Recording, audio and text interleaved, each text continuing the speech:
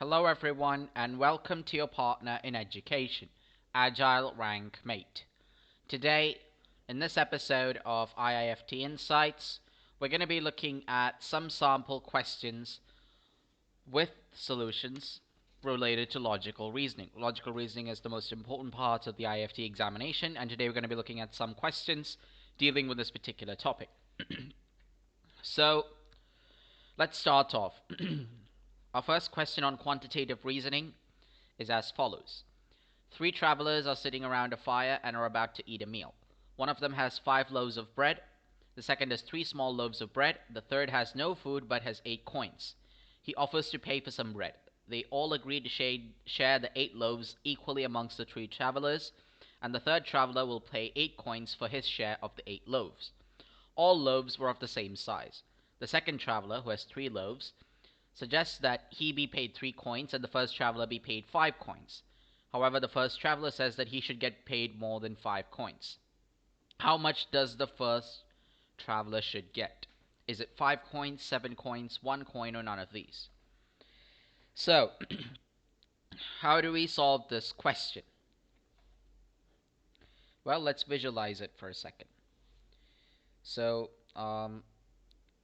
there are 3 travelers. The first traveler, let's consider him to be traveler 1, and he has 5 small loaves of bread. The second, traveler 2, has 3 small loaves of bread. The third, traveler 3, has no food but has 8 coins, and he offers to pay for it. And they agreed to share the 8 loaves equally amongst the 3 travelers, and the third traveler will pay 8 coins for his share. All of them were of the same size.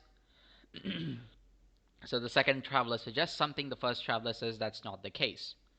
So let's see how the loaves are shared.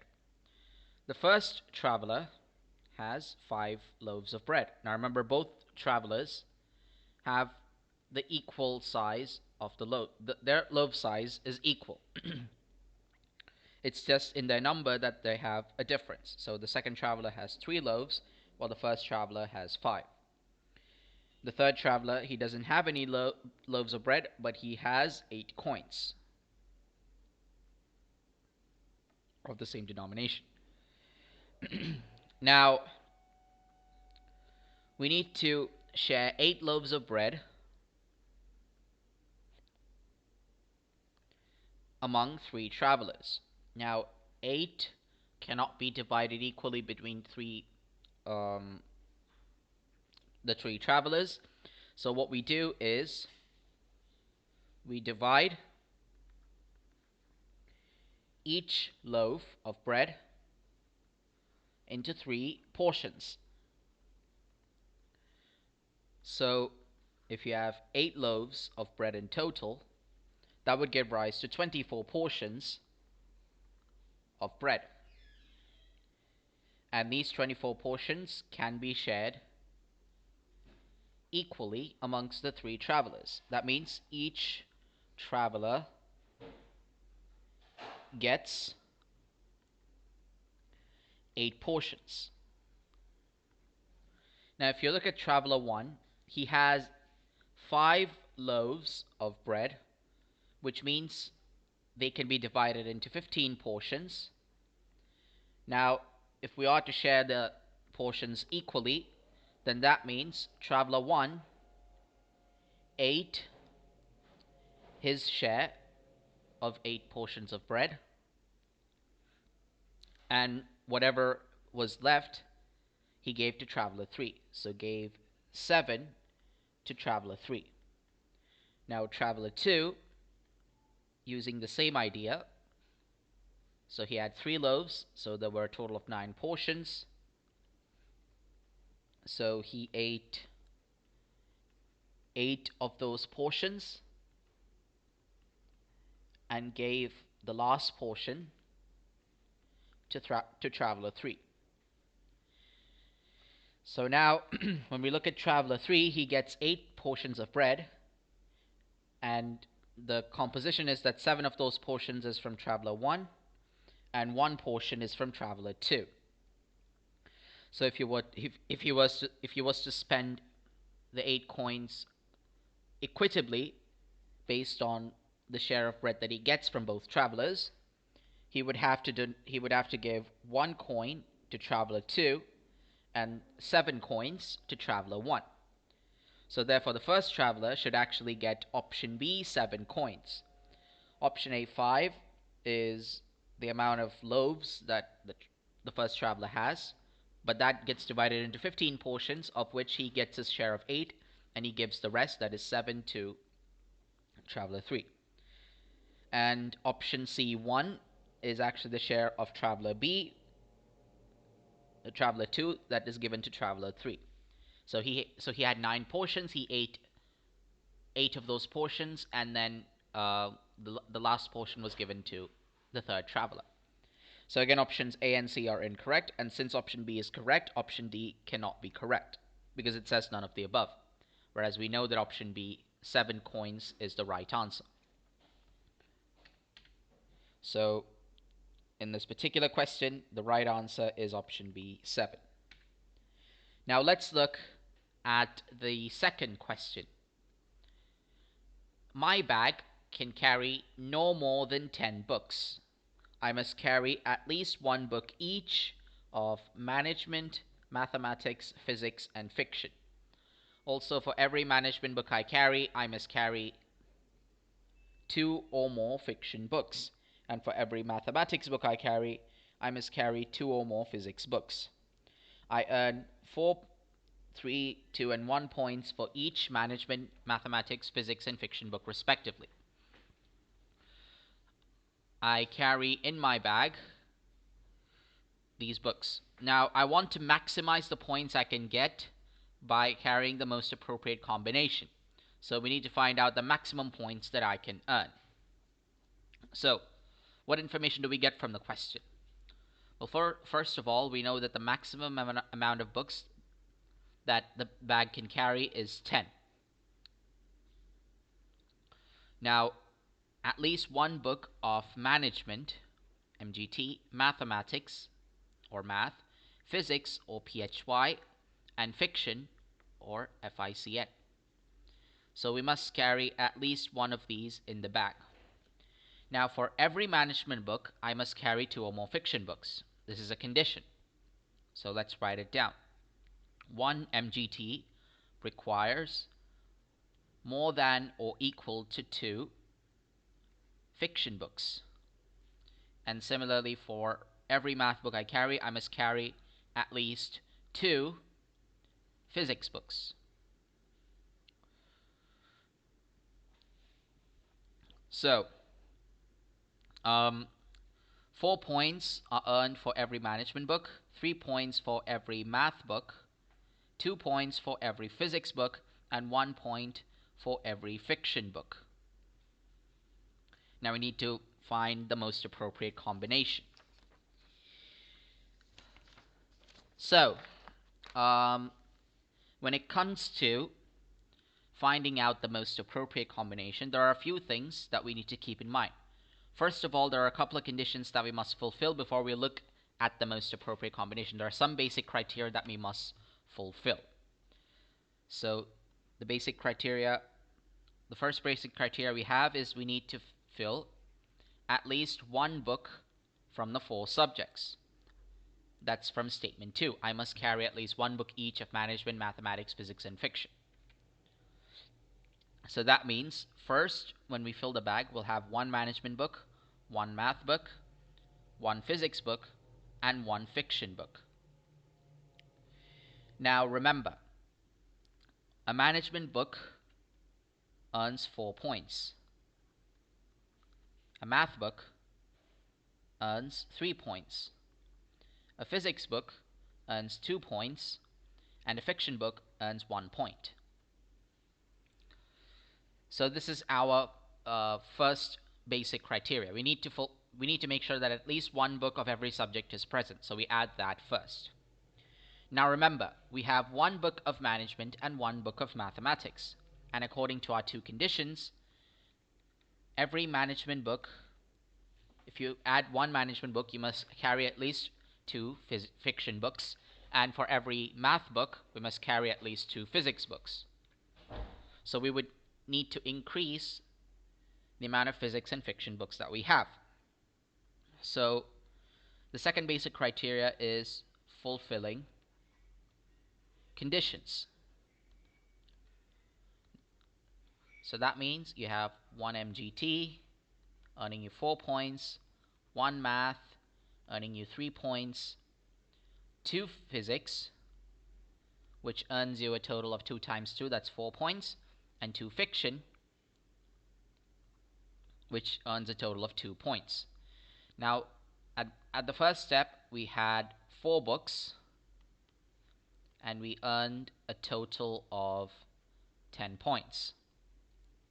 Over here, we now have 6 books, and the total points that we earn is 13.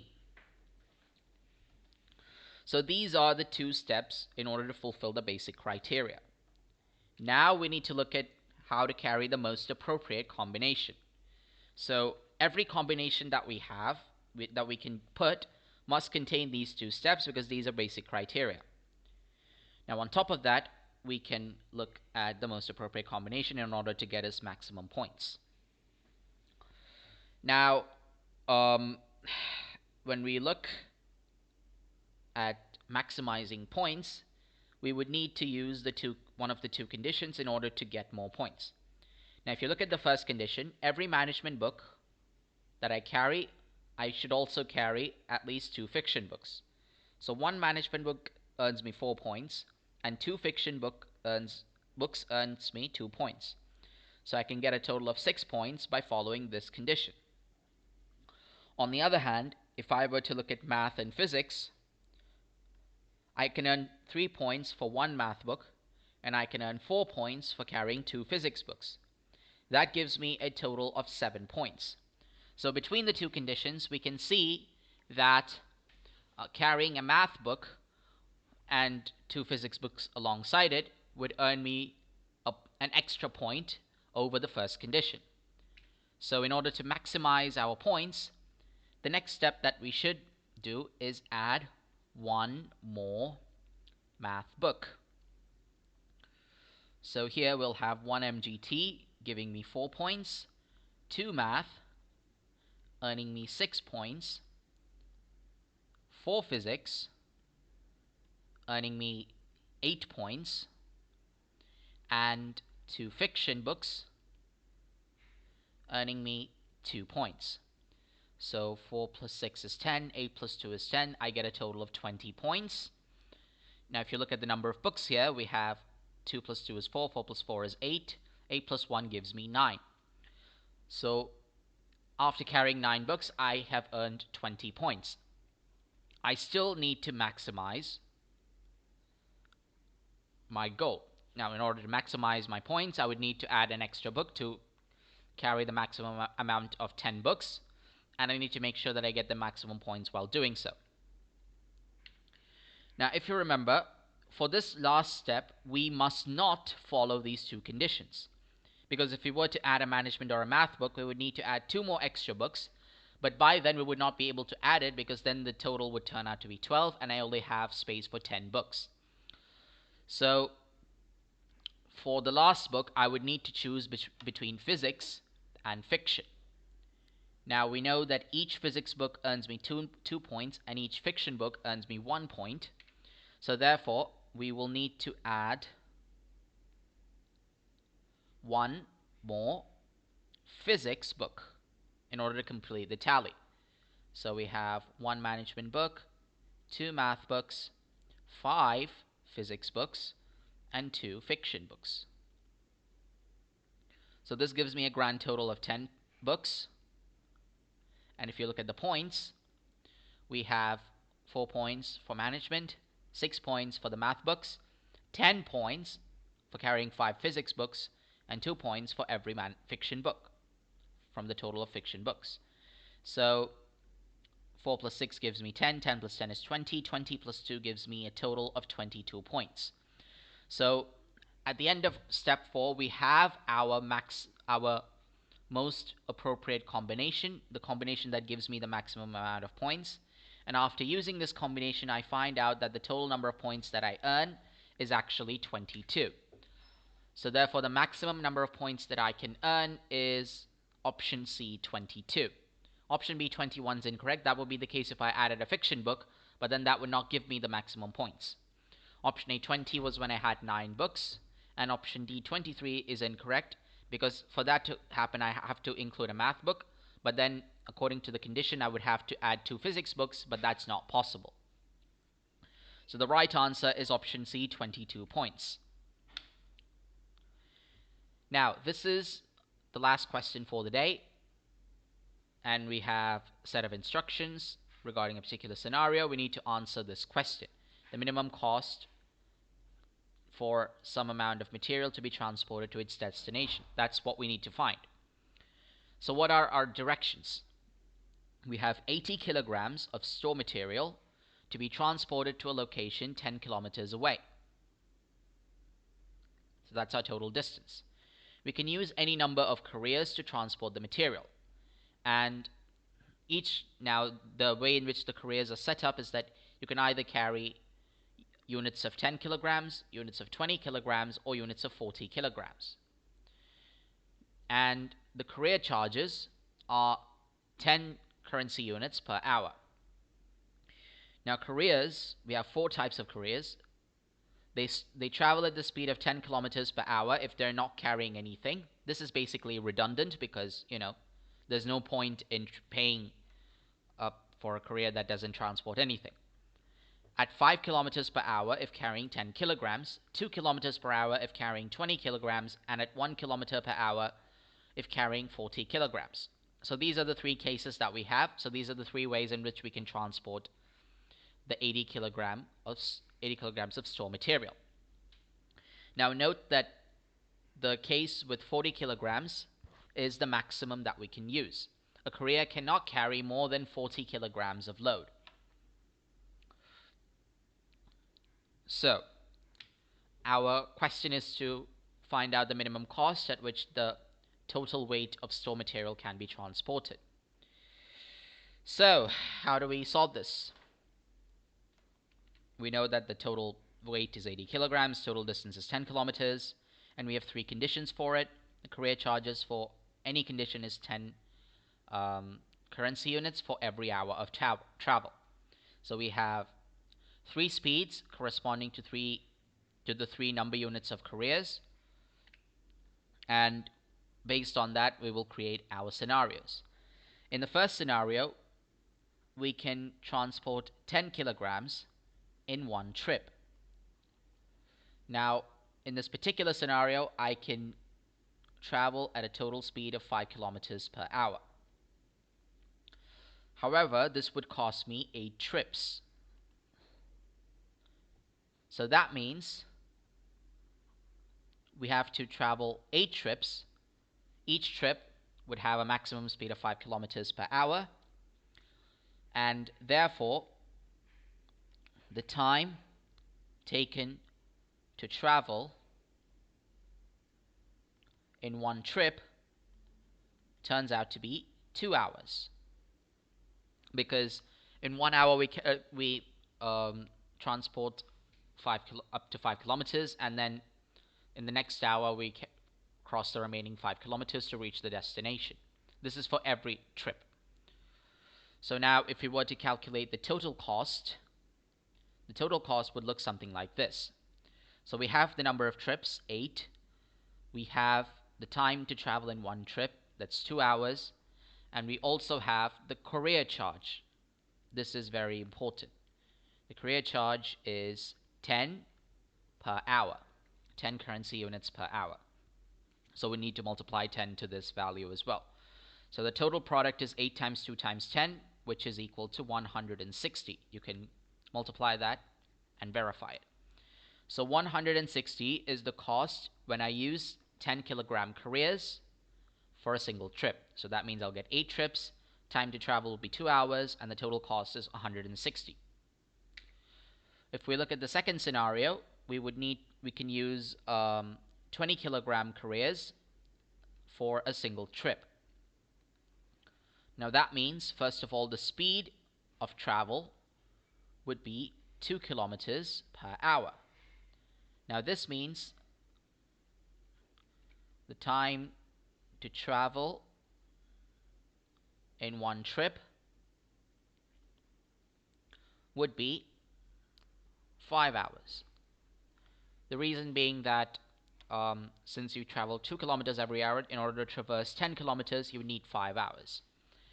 And the number of trips in this case would be 4, because each trip carries 20 kilograms, so after 4 trips, you will be able to transport the whole of 80 kilograms. So again, in this scenario, the total cost incurred turns out to be 4 trips times 5 hours per trip times the career charge, which is 10 currency units for every hour. So the total, what we get is 200 currency units for the total transportation. Now if you look at condition 3, here we can carry 40 kilograms in one trip.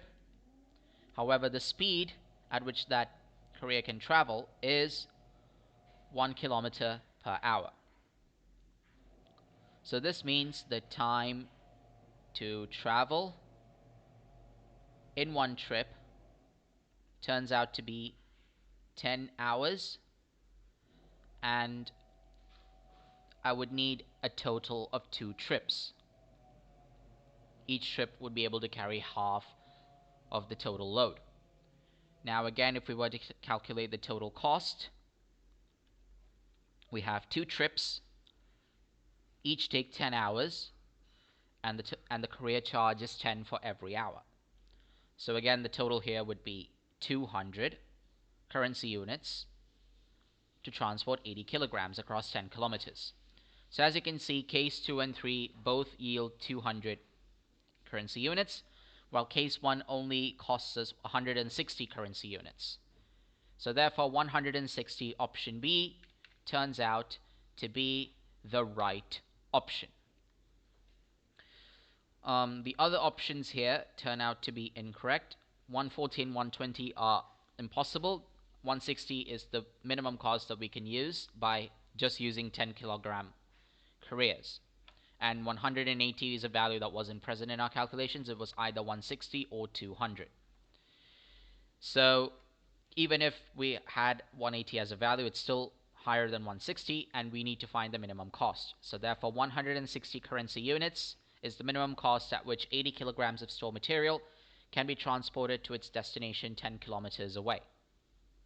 So that concludes this episode of IIFT Insights. We hope you found this episode interesting. For more of our useful and interesting content, don't forget to subscribe to Agile Rank Mate, your partner in education. If you want to watch the latest videos from our channel, then please don't forget to hit the bell icon present below the video. So until the next webisode, take care, stay alert, bye-bye for now.